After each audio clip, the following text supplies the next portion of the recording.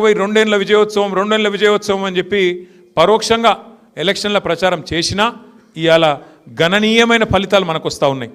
ఇంకా ఘోరం ఏంటంటే ఎమ్మెల్యేలు బెదిరిస్తూ ఉన్నారు. ఒక్కొక్క కాంగ్రెస్ ఎమ్మెల్యే ఇవాళ కళ్ళు నెత్తికెక్కి అధికార మదం తలకెక్కి ఇష్టం వచ్చినట్టు మాట్లాడుతున్నారు. ఇప్పుడే ఇక్కడికి వస్తుంటే నేను చూసిన ఒక కాంగ్రెస్ ఎమ్మెల్యే అంటుండు, మీరు నన్ను చంపేస్తే అంటే ఎలక్షన్లో ఓడగొట్టి నన్ను చంపేస్తే నేను మిమ్మల్ని చంపేస్తా గెలిస్తే అంటున్నాడు. ఆ మాటలు మాట్లాడుతున్నారు. అవి చూసుకొనే ఇలా కాంగ్రెస్ కార్యకర్తలు కూడా చెలరేగిపోయి పిచ్చి పిచ్చి ప్రవర్తనలు అన్నీ చేస్తూ ఉన్నారు. నేను దయచేసి ఇక్కడ గెలిచి వచ్చిన మా సర్పంచులు ఎవరైతే మొత్తం 56 మంది, వారితో పాటు ఇవాళ చేరుతున్న 4 ఇండిపెండెంట్ సర్పంచులు ఉన్నారో 60 మంది మా ఖానాపూర్ నియోజకవర్గంలో మీకు నేను చేసే విజ్ఞప్తి ఒకటే, సర్పంచులకు నిధులు అనేది ఎమ్మెల్యే ఇయ్యడు.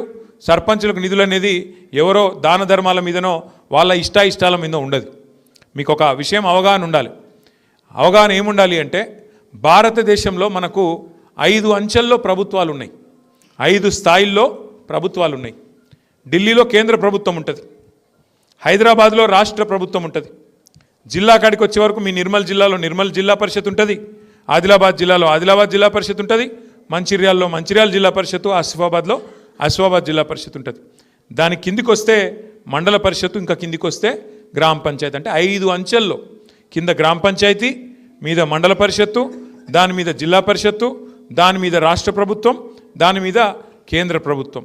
ఇట్లా 5 అంచెల్లో ప్రభుత్వాలు ఉంటాయి. ఎట్లయితే ఒక రాష్ట్రానికి ముఖ్యమంత్రిగా ఒక వ్యక్తి ఉంటారో, ఆయనకు మంత్రిమండలి ఉంటుందో, అట్లాగే గ్రామానికి గ్రామ పంచాయతీకి సర్పంచ్ గారికి అదనంగా వార్డు మెంబర్లు, ఉప సర్పంచులు అందరూ కూడా తోడుగా ఉంటారు.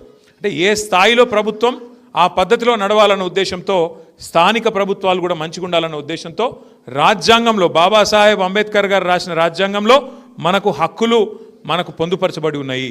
ఇవాళ ఎవడన్నా ఎమ్మెల్యే నేను ఇందిరమ్మ ఇల్లియా, నేను ఫలానదియా అంటే మీరు వాళ్ళకి చెప్పాల్సింది ఒకటే, నువ్వు ఇచ్చేదేమి నీ సొత్తు కాదు, నీ అయ్య సొత్తు, నీ అత్త సొత్తు కాదు, రాజ్యాంగం బాబాసాహెబ్ రాసిన రాజ్యాంగం ప్రకారం నా గ్రామానికి నిధులు రావాలే, ఎట్లా ఇయ్యవు నువ్వు అని నిలదీసే హక్కు మనకున్నది. ఆ విచక్షణ కూడా మనం తప్పకుండా తెచ్చుకొని మన హక్కుల కోసం మనం కొట్లాడాలి. అయితే ఇక్కడ ఎట్లుంటుందంటే, రేవంత్ రెడ్డి కాంగ్రెస్ ప్రభుత్వం మరి హడావుడిగా బీసీలను మోసం చేసి 42% అని మాటలు చెప్పి, దొంగ మాటలు చెప్పి, ఆఖరికి ఉన్న 24ను తగ్గించి 17 చేసి ఎలక్షన్ పెట్టిండు. ఎందుకు అంటే ఒకటే కారణం, ఫైనాన్స్ కమిషన్ నుంచి జాతీయ స్థాయిలో ఫైనాన్స్ కమిషన్ ఒకటి ఉంటుంది. ఫైనాన్స్ కమిషను ప్రతి గ్రామానికి ప్రతి రాష్ట్రానికి నిధులు ఇస్తుంది. అంటే ఎంత గ్రామీణ జనాభా ఉన్నది, ఆ గ్రామీణ జనాభాకు తలా ఇంత అని చెప్పి నిధులు ఇస్తారు. అట్లే పట్టణ జనాభా ఎంత ఉన్నది, ఫైనాన్స్ కమిషన్ లెక్కల ప్రకారం మరి పట్టణంలో ఉండే వాళ్ళకు, కౌన్సిలర్లకు, చైర్మన్లకు, మున్సిపాలిటీలకు అక్కడ నిధులు ఇస్తారు. అయితే ఏ నిష్పత్తిలో ఇస్తారు డబ్బులు అంటే, పైనుంచి ఫైనాన్స్ కమిషన్ నుంచి ఇప్పుడు మన తెలంగాణ రాష్ట్రానికి సకాలంలో ఎన్నికలు పెట్టకపోవడం వల్ల ఒక 3,500 కోట్ల దాకా పైసలు రావాలి. ఆ 3,500 కోట్లల్లో డైరెక్ట్గా 70% సర్పంచ్ గారికే రావాలి, గ్రామ పంచాయతీకే రావాలి. ఒక 20% మండల పరిషత్ ఉంటే మండల పరిషత్కి వస్తాయి. ఒక 10% జిల్లా పరిషత్ ఉంటే జిల్లా పరిషత్కి వస్తాయి. అంటే రూపాయి స్థానిక సంస్థలకు ఢిల్లీ నుంచి విడుదలైతే 70 పైసలు సర్పంచులకు, గ్రామాలకు, 20 పైసలు మండల పరిషత్కు, ఒక 10 పైసలు జిల్లా పరిషత్కు ఇవ్వాల్సి ఉంటుంది. ఇది మీ హక్కు. ఇది వాళ్ళెవరో వీళ్ళెవరో వాళ్ళ ఇష్టానికి అనుగుణంగా చేసేందుకు వీలు లేదు. అట్లాగే ఇంకొక విషయం కూడా మీరు తెలుసుకోవాలి. చాలామంది మిత్రులు అంటారు, నేను దాదాపు 1 సంవత్సరంన్నర 2 సంవత్సరాల పాటు నేను పంచాయతీరాజ్ మంత్రిగా కూడా పనిచేసిన. ఎట్లుంటుందంటే ఊళ్ళలో కొట్లాటలు, అన్న నేను సర్పంచ్ గెలిచిన, మరి సర్పంచ్ ఏమో ఒకటే ఊళ్ళో గెలిచిండు, మరి నేను ఎంపీటీసీ గెలిచిన, ఎంపీటీసీ ఏమో 3 ఊళ్ళ మధ్యలో గెలిచిన, నేను 3 ఊళ్ళు ఓట్లు వేస్తే గెలిచిన నేను, మరి నాకు పెద్ద కుర్చీ ఉండాలి, నాకు పెద్ద పదవి ఉండాలి, నాకు సర్పంచ్కి ఏం పోటీ అని చెప్పి ఎంపీటీసీలు అడుగుతూ ఉంటారు. మీరు ఎంపీటీసీ పాత్ర, జెడ్పీటీసీ పాత్ర కూడా మనం అర్థం చేసుకుంటే పంచాయతీ ఉండదు సర్పంచ్ గారితో, ఉప సర్పంచ్ గారితో. ఇప్పుడు మీరు అదే ఇన్ని ఉంటారు, అది మన అడ్వర్టైజ్మెంట్ చూసే ఉంటారు మీరు. భగవంతునికి భక్తునికి అనుసంధానం ఏమిటిది? అంబికా దర్బార్ బత్తా. అగో ఎంపీటీసీ పాత్ర కూడా గదే. ఎంపీటీసీ అంటే ఆయన ఏం చేయాలంటే, ఇప్పుడు నేను చెప్పినట్టు 70 పైసలు గ్రామానికి వస్తాయి ఫైనాన్స్ కమిషన్ పైసలు, 20 పైసలు మండలానికి వస్తాయి, 10 పైసలు మరి రూపాయల జిల్లా పరిషత్కి వస్తాయి 10%.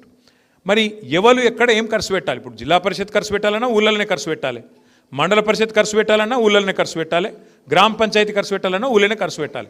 కాకపోతే మరి పైసలు ఒకరితోనొకరు సమన్వయం చేసుకొని ఎట్లా పెట్టాలి, ప్రజలకు అవసరమయ్యే పనులు ఏమిటి వాటిని ఎట్లా చేసుకోవాలి, రోడే అన్నా మోరే అన్నా సీసీ ప్లాట్ఫామ్ పోయి అన్నా ఇంకోటి చేయన్నా, ఇది నిర్ణయించుకునేందుకు గ్రామ పంచాయతీకి మండలానికి మధ్యన అనుసంధానకర్త, భగవంతునికి భక్తునికి అనుసంధానం లెక్క గ్రామ పంచాయతీకి సర్పంచ్కు మండలానికి అనుసంధానకర్త ఎవరు, ఎంపీటీసీ గారు. అట్లాగే మండల పరిషత్కు జిల్లా పరిషత్కు అనుసంధానం ఎవరు, జెడ్పీటీసీ గారు. అందుకే పంచాయతీ వద్దు, ఎంపీటీసీ పని ఏంది, మండలికోవాలి, ఆడికెళ్ళి ఏమైనా పైసలు పట్టుకొచ్చి గ్రామ పంచాయతీలో సర్పంచ్ గారికి సన్నీళ్ళకు వేడి నీళ్ళు అన్నట్టు కలుపుకొని వాళ్ళు 70 పైసలు వీళ్ళు 10 పైసలు మొత్తం కలుపుకొని ఊరికి పనికొచ్చే పనులు చేయాలి. అంతేగాని కుర్చీల కొట్లాటలు, నువ్వు కుర్చీ చేసుకుంటావు నేను పక్కకు కూర్చుంటా, ఆ కొట్లాట పెట్టుకుంటే ఇక అది ఒడవది తెగది, మొత్తానికి ఊరాగమవుతుంది.